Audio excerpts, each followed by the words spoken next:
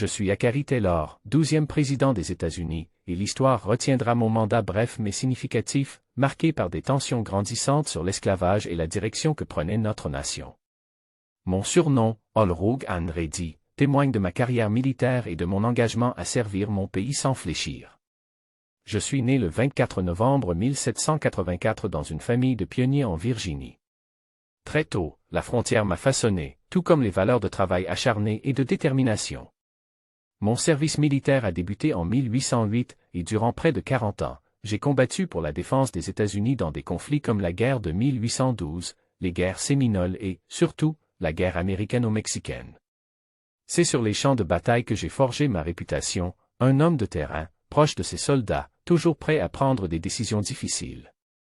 Mais en 1848, la nation m'a appelé à un autre devoir, celui de la présidence.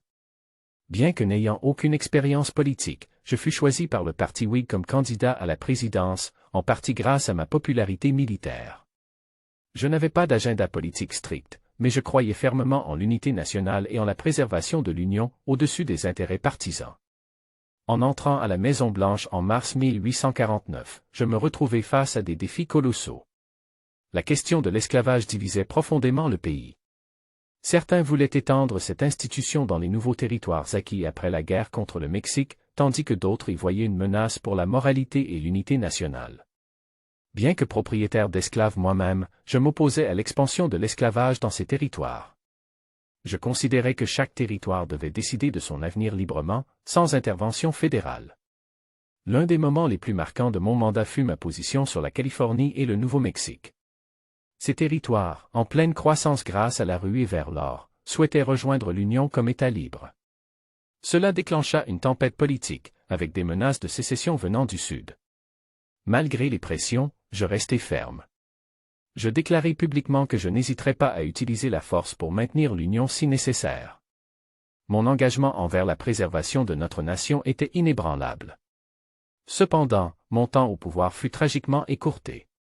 En juillet 1850, après avoir assisté à des célébrations du 4 juillet à Washington, je tombai gravement malade, probablement d'une gastro-entérite aiguë. Malgré les efforts des médecins, je rendis l'âme le 9 juillet 1850, après seulement 16 mois en fonction. Je laissai derrière moi une nation toujours divisée mais avec l'espoir que mes successeurs poursuivent le chemin de la paix et de l'unité. Mon mandat peut sembler court, mais j'espère que l'histoire retiendra mon intégrité, ma détermination à faire ce qui était juste, et mon amour pour l'Union. Aujourd'hui, en tant que simple homme d'État du passé, je vous laisse le soin de juger mon héritage, en espérant qu'il ait contribué à la grande destinée des États-Unis.